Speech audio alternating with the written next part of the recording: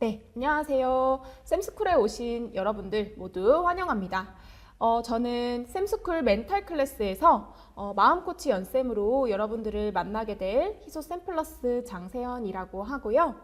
아마도 이 희소 쌤플러스 사이트를 알고 계신 분들은 주로 임용고시를 준비하시는 수험생들부터 수험생 자녀를 두신 부모님들, 그리고 직장인들 또는 현직 교사로 이미 학교에서 일하고 계신 분들 또는 다른 일반인 분들 이렇게 많이들 계실 텐데, 이 멘탈 클래스에서는 앞으로 삶을 살아가면서 내가 건강한 멘탈을 갖기 위해서는 어떤 것들이 필요한지, 그리고 마음 건강을 지키고 더 나은 삶을 살기 위해서 내가 어떤 노력을 해야 하는지, 그리고 내가 이런 멘탈을 관리하는 데 있어서 혼자서 그런 방법을 찾기가 좀 어렵다 하시는 분들을 위해서 이런 멘탈 클래스가 만들어졌기 때문에 이런 강의를 통해서 내 마음이 어떤지 한번 살펴보시고, 그리고 이 멘탈, 건강한 멘탈을 만들기 위한 노력을 해나가실 수 있으시면 좋겠습니다. 자, 멘탈 클래스 첫 번째 클래스에서는 우리가 멘탈 관리가 필요한 이유에 대해서 한번 먼저 살펴보려고 합니다.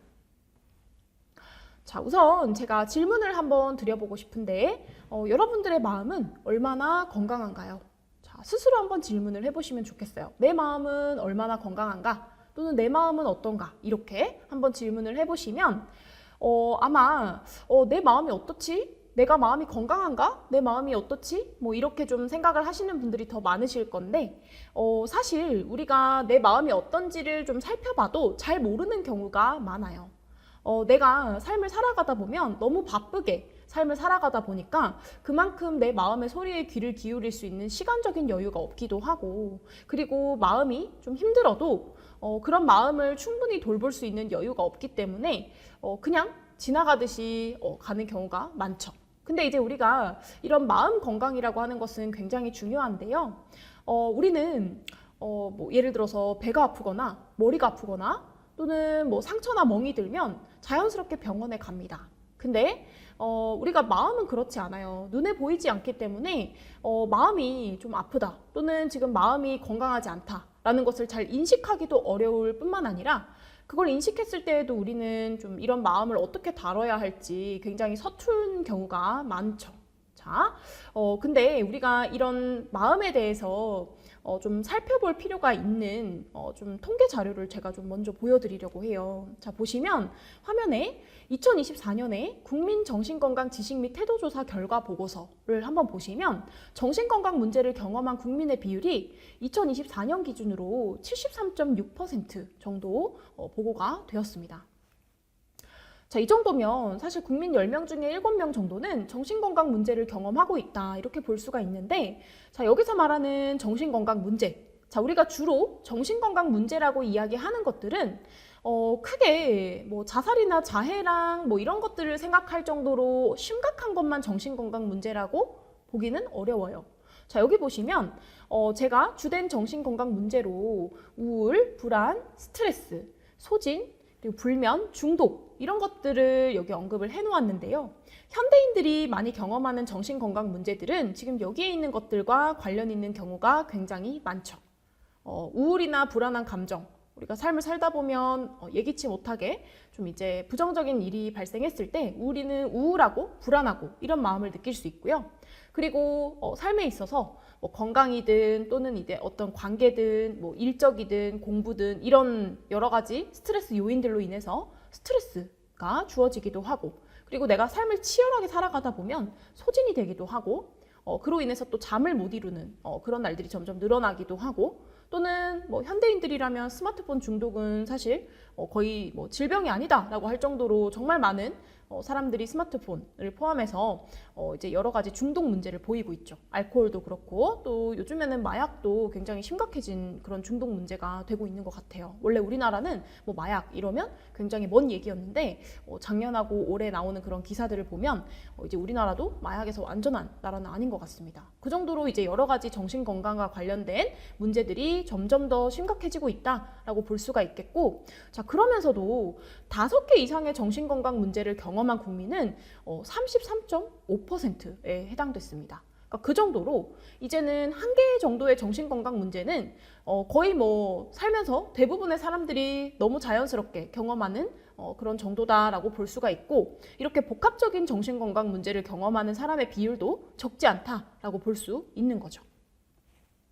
자, 그런데 우리가 이렇게 정신건강에 관련된 문제를 경험하고 있는데도 그럼에도 불구하고 상담기관이나 병원을 가는 건 굉장히 우리에게는 아직까지 낯설어요.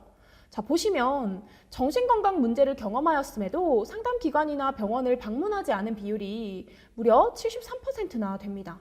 자, 우리가 주로 배가 아프거나 머리가 아프거나 또는 뭐 넘어져서 상처가 생겼다거나 멍이 들거나 또는 하다못해서 내가 뭐 담에 걸리거나 이러기만 해도 우리는 곧장 병원에 쫓아가서 치료를 받거나 약을 받아오죠. 근데 정신건강은 좀 그렇지 못해요. 마음이 눈에 보이지 않다 보니까 내가 마음이 어떻다라는 것을 지금 알지도 못할 뿐만 아니라 안다고 해도 실제로 내가 어떤 상담 기관에 가서 상담을 받거나 병원에서 심리치료를 받거나 하는 건 그렇게 흔하게 병원에 가는 일처럼 아직까지 우리한테는 익숙한 일은 아닌 거죠. 그 이유가 뭘까요? 자, 화면을 한번 보시면 첫 번째로는 아까 제가 주된 정신건강 문제에서 첫 번째로 보고를 해드렸던 우울이나 불안 같은 것들을 우리는 정신건강 문제로 좀 인식을 하지 못하기 때문이에요. 특히 한국인들 같은 경우는 우울이나 불안이라고 하는 그런 감정을 굉장히 가볍게 여기는 경우가 많아요. 근데 우리가 이런 우울감, 불안감이라고 하는 그 감정은 물론 스쳐 지나가는 일시적인 걸 수도 있어요. 근데 이런 우울이나 불안이라는 감정이 한 번 느끼는 것으로 끝나지 않고 계속 더 누적되고 축적되는 경우가 많습니다. 우리나라는 OECD 국가들 중에서 자살률이 거의 항상 1위를 차지하잖아요. 그만큼 자살을 하는 사람들도 많은데 이런 자살하는 사람들은 항상 우울감이 계속 누적되고 삶에 있어서 어떤 불안감을 계속 느끼면서 이런 우울이나 불안 같은 감정이 계속 자기도 모르는 사이에 누적이 됐기 때문에 자살이라고 하는 가장 해서는 안 되는 그런 선택을 하게 되는 경우가 많죠.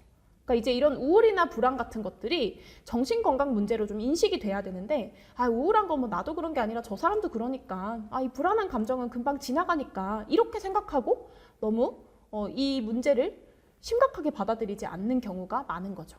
그리고 두 번째는요, 정신건강 관련된 기관에 대해서 인식이 부족하기 때문이에요.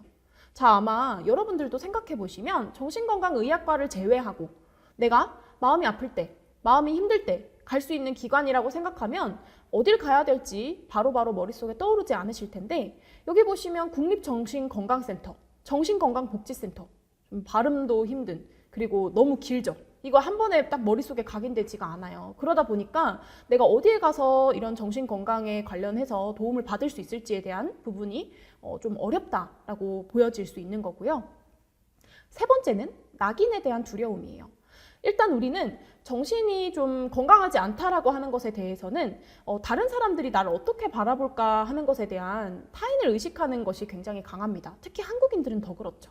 내가 만약에 좀 감기 걸려서 병원 가는 건 아무렇지도 않은데 좀 우울하고 불안해서 정신건강의학과에서 약을 받아서 먹는다. 이걸 만약에 뭐 타인이 알게 되면 괜히 뭐 승진에 영향이 있을까 봐, 또는 다른 사람들이 나를 이상한 사람으로 볼까 봐, 이게 가장 크죠. 이상한 사람으로 보여질까 봐. 그래서 숨기는 거예요. 그리고 비용 문제도 있습니다. 자, 우리가 병원 가서 뭐 이제 내가 어떤 신체적으로 질병이 있어서 가서 치료를 받고 약을 받고 이런 거에 대해서는 우리가 돈이 아깝다 이런 생각을 크게 하진 않지만, 이런 심리적인 문제, 정신건강 문제는 병원처럼 그렇게 하루아침에 단편적으로 다룰 수 있는 그런 부분이 좀 아니에요. 그러다 보니까 어느 정도 중장기적인 치료를 요하는 경우가 많고, 그러면 내가 내 돈을 써서 이걸 계속 다뤄야 되는데 눈에 보이지 않는 마음을 다루고 상담을 받고 이러는데 비용을 쓰는 것은 아무래도 좀 부담이 될 수도 있다. 이렇게 좀 부담감을 느낄 수 있다라는 거죠. 그래서 이런 여러 가지 문제들로 인해서 마음의 병이 있어도 숨기는 사람들이 많은 거죠. 자, 근데 이제 우리는 이렇게 마음의 병이 있을 때 이런 마음의 병을 숨기면 이런 마음의 병이 더 안에서 커지는 거죠. 그러면 이제 우리가 걷잡을 수 없이 정말 부정적인 어떤 결과를 초래할 수 있는 일들이 많이 발생을 하고 있는데, 그렇기 때문에 우리는 이제 앞으로 이런 정신 건강에 대한 중요성이 점점 더 중요하게 여겨지고 있다. 이런 점에 좀 주목을 할 필요가 있기는 한 거예요. 자, 우선 그래도 멘탈 클래스에 오신 분들은 내가 내 마음이 어떤지 좀 들여다보고자 하는 준비가 되신 분들이기 때문에 자, 내가 내 마음을 병들게 하는 게 뭐가 있는지를 좀 생각해 보실 필요가 있어요. 자, 여기 보시면 마음을 병들게 하는 것들로 제가 많은 것들을 언급을 해놓았는데 자, 이걸 보시면서도 그렇지만 스스로도 한번 생각해 보세요. 내 마음을 병들게 하는 건 뭐가 있을까 한번 생각을 해보시면 좋은데 자, 하나씩 좀 보면 일단 무한 경쟁 사회예요. 한국은 굉장히 심하죠. 우리 한국에는 이제 6세 고시, 7세 고시 이런 말도 생겼습니다. 6, 7살밖에 안 된 애들이 아직까지 초등학교에 가지도 않은 아이들이 놀이터에서 이렇게 흙장난치고 놀아야 되는 시기에 이제 자기 몸집보다 더 큰 가방이나 캐리어를 들고 학원을 다니는 일들이 많아지고 있어요. 이렇게 무한 경쟁 사회 속에서 살아남아야 한다라는 그런 압박감이 마음을 병들게 할 수 있을 거고요. 그렇기 때문에 그런 이제 어떤 어린 시절부터 시작됐었던 그런 경쟁은 어른이 돼서도 계속 이어지죠. 그러다 보니까 이게 이제 우리의 마음을 병들게 할 수 있고요. 물질 만능주의. 자본주의 사회에서 살다 보면 우리가 금전적으로 여유를 쫓고자 하는 마음이 누구나 있어요. 그러다 보니까 어떤 돈을 벌기 위해서 그런 어떤 물질 만능주의에 빠져서 계속 이제 너무 다 돈을 쫓고 그런 금전적인 부분에 대해서 너무 집착하다 보면 이런 것들로 인해서 마음이 또 병들 수 있는 거죠.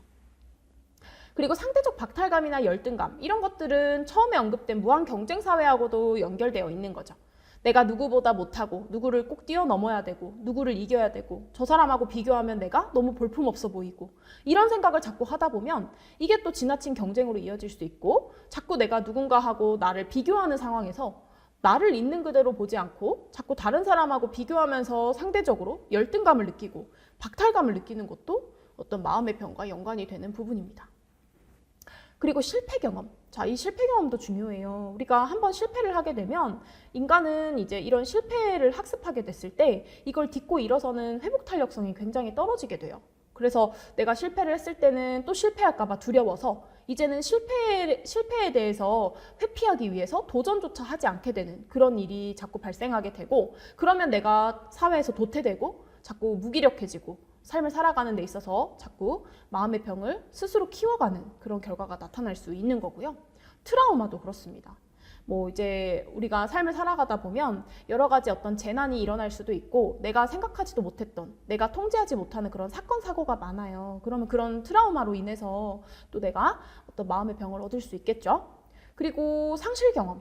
앞에서 말씀드린 그런 경험을 하지 않으셨다고 하더라도 내가 사랑하거나 나에게 굉장히 소중한 사람들이 갑작스럽게 세상을 떠나게 되거나 또는 하다못해서 키우던 반려동물이 죽는 경우에도 마찬가지로 우리는 이런 상실 경험으로 마음에 어떤 병이 올 수 있는 거죠. 이 외에도 호르몬 영향으로 인해서 생물학적인 원인으로 인해서 도파민이 결핍되거나 또는 세로토닌이 부족하거나 이런 상황에서 마음의 병이 올 수 있고요. 또는 질병이나 노화. 그러니까 우리 인간은 누구나 다 이제 시간이 지나면서 노화가 오고 또 병을 얻게 되지만 내가 더 이상 건강하지 못하다라고 하는 그 사실 자체가 마음의 병으로 또 연결될 수 있고 그리고 우리가 늙는다는 사실은 슬프죠. 그러다 보니까 이제 노화가 오면 또 그로 인해서 굉장히 또 마음이 허해지고 이제 삶에 있어서 내가 무의미감이 느껴지고 이럴 수 있다는 거죠. 그래서 여러 가지 것들이 있어요. 그래서 지금 이 강의를 수강하시는 분들도 내 마음이 어떤 걸로 인해서 병이 들까 이런 걸 좀 생각을 해보시면 그렇게 마음을 좀 병들게 하는 원인을 좀 찾으실 수 있겠죠. 그래서 우리가 항상 원인을 알아야 그런 원인을 이제 바탕으로 해서 내가 어떻게 이 마음의 병을 좀 극복해 나갈 수 있을까라고 하는 그 부분을 찾을 수 있기 때문에 내 마음을 병들게 하는 게 뭐가 있는지 한번 그런 부분들을 좀 깊이 있게 생각을 해보시면 좋을 것 같습니다. 그래서 우리는 멘탈 관리라고 하는 것은 더 이상 선택이 아니라 필수라고 볼 수가 있는데요. 1강 강의 제목을 혹시 기억하시는 분 계신가요? 멘탈 관리가 중요한 이유였어요. 자, 우리 멘탈 관리가 중요한 이유는 크게 복잡하게 생각하실 필요가 없어요. 몸이 아프면 우리가 몸을 돌보는 게 너무 당연하죠. 몸이 아프면 우리는 병원에 가서 적절한 치료를 받고 약을 받아서 몸이 회복되도록 노력을 하는데 마음도 마찬가지죠. 마음이 아프면 이런 마음을 돌보는 것이 당연해지는 것. 그게 이제 우리가 앞으로 나아가야 되는 방향이라고 보시면 되는데, 마음이 아플 때 우리는 마음이 눈에 보이지 않기 때문에 눈에 보이지 않는 아픔은 지나가도 돼, 이럴 게 아니라 눈에 보이지 않는 아픔일수록 더 집중하고 내가 내 마음이 지금 어떤지를 더 깊이 있게 한번 들여다보려는 노력을 해야 된다는 거예요. 그래서 내가 지금 어떤 마음인지 알아차리고 그런 마음을 돌볼 수 있도록 노력을 해야 된다는 거죠. 자, 그래서 우리가 멘탈 관리가 중요한 이유는 멘탈 관리로 인생이 달라질 수 있기 때문이에요. 멘탈 관리를 하지 않으면 그냥 주어진 삶에서 수동적으로 삶을 살아가게 되고 그냥 내가 태어난 김에 사는 거다, 이렇게 삶을 살아가게 되지만, 우리에게 주어진 삶은 한 번밖에 없기 때문에 내가 멘탈 관리를 하면 내 인생의 주인공이 정말 내가 될 수 있는 거죠. 내가 내 인생을 달라지게 할 수 있기 때문에 우리는 멘탈 관리를 해야 되는 거예요. 물론 몸이 건강하지 못하면 내가 하고 싶은 걸 제대로 하지 못하고 그럴 수 있지만, 마음도 마찬가지죠. 마음이 망가지고 마음이 병이 들고 마음이 괴롭고 힘들면 내가 이 삶을 살아가는 데 관해서 계속 불편하고, 그리고 이 삶에 대해서 아무런 의지나 의미 없이 그냥 내버려진 그런 삶을 살아갈 수 있기 때문에 우리는 이 멘탈 관리가 더 나은 삶을 살기 위한 하나의 준비로 좀 여길 필요가 있다는 거죠. 선생님들도 다 그러실 거예요. 내가 그래도 이왕 태어난 김에 한번 잘 살고 싶다, 이런 생각들을 다들 하시잖아요. 근데 이런 멘탈 관리를 하지 못하게 되면 어차피 내가 뭘 열심히 해봤자 뭐 난 다 안 되는데 내가 무슨 노력을 해, 이렇게 삶을 살아가게 되고, 그러다 보면 또 삶에서 도태되고 이런 소외감이나 뭐 어떤 무기력감이나 이런 공허함을 느끼면서 더 이상 내 삶의 주인은 내가 아닌 거죠. 그러면 이런 삶에 있어서 계속 부정적인 방향으로 삶이 흘러가게 되면 삶에 대한 아무런 의미가 없어질 수 있기 때문에 우리는 이런 멘탈 관리를 통해서 인생의 주인이 되는 거, 그리고 내가 더 나은 삶을 살기 위해서 이런 멘탈 관리가 필요하다라는 것을 좀 항상 머릿속에 염두를 해주시는 것이 중요하다라고 볼 수가 있는데, 자, 그러면 우리는 멘탈 관리를 어떻게 해나갈 수 있는가에 대한 질문을 또 이제 하실 수 있죠. 자, 우리가 멘탈 관리를 하기 위한 첫걸음은 자기 감정을 이해하는 것으로부터 시작이 됩니다. 제가 아까 처음에 1강 시작할 때 지금 내 마음은 어떤지 한번 질문을 해보시라고 그렇게 말씀을 드렸었는데, 내 감정, 내 마음에 대해서 정확하게 이해하는 것이 이런 건강한 멘탈 관리의 첫걸음이 될 수 있어요. 내가 내 감정이 어떤지 정확히 이해를 하는 것. 지금 내가 느끼는 감정, 기분, 마음을 들여다보는 것으로부터 이 멘탈 관리가 시작이 되는데요. 우리가 2강에서는 내가 지금 이 순간 내 기분이 어떤지를 좀 더 정확하고 명확하게 표현할 수 있는 방법까지 한번 배워보도록 할 겁니다. 그래서 내 감정이 어떤지 이해하는 방법 2강에서 계속하도록 하겠습니다. 감사합니다.